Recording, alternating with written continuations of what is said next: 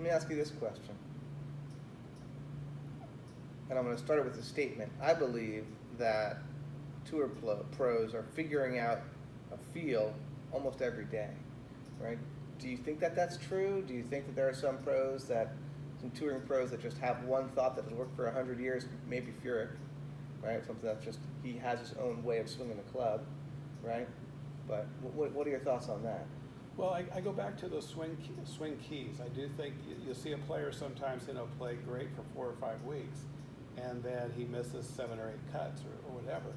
And I think that's what happens. I think that their pro finds a nugget that they run with, and then it's time to find another nugget, and that's what you have to do. You have to move on from that.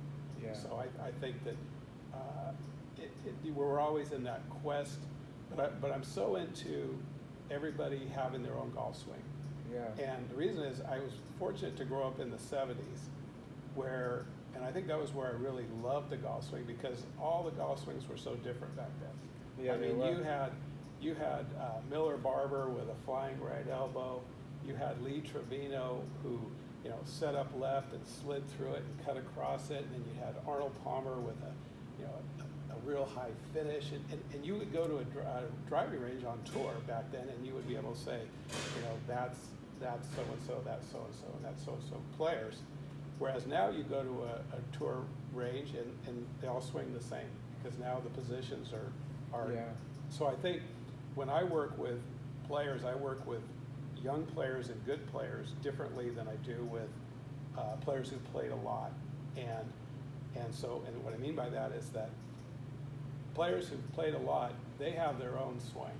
I mean, what you need to do there, and I think that's where the miss is in teaching, is you can't go out and show them, well, this is how Tiger takes it to this position and so forth. Right. They have developed their own way, but they're still in need of a nugget. They're still in the need of the fact that, but you know what, your grip is a little too weak. And all of a sudden you move their grip, and all of a sudden that little cut turns into a draw, and that's the nugget. But you haven't changed their golf swing.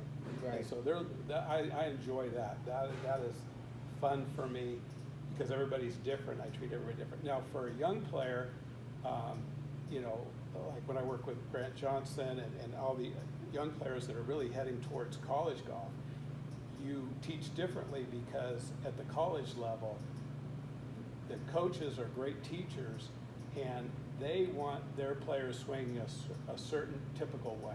Yeah. And so if you have a player who's a great player and scores when they're young, 13, 14, or 12, and you don't get them fundamentally in position, when they go to college, they're going to have to spend their first couple of years changing their golf swing, because of the way that coach a lot of times wants them to swing. And that's extremely critical, because the first couple of years for a college player, they're still learning college experience and school and dorms and all that pressure. And the last thing they need, or their parents need, is a rebuild at that point. So I'm really careful, and I've been real proud of, I've sent about 20, 25 kids through college, or that played in college. The coaches always liked the fact that once they went there, I said, he's yours now, because you can't have different methods in their heads. Yeah. But also the same point, they've all kind of come back to me and said, we really love the fundamentals. We didn't have to change anything. We just let them play. Yeah. So you have to teach differently. Absolutely. And you can't do wrong in one way versus the other. Right. Yeah, absolutely. The swing, the golf swing itself has changed over the years, right? You mentioned it in the 70s, even into the 80s, when guys, it was really timing based, right? And I mean, these guys were just amazing athletes, right, to be able to go week in and week out and shoot these scores with their swing that they've owned.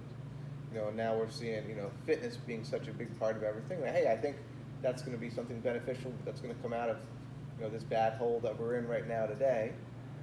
Is I think fitness is going to be a little more important, which is a good thing.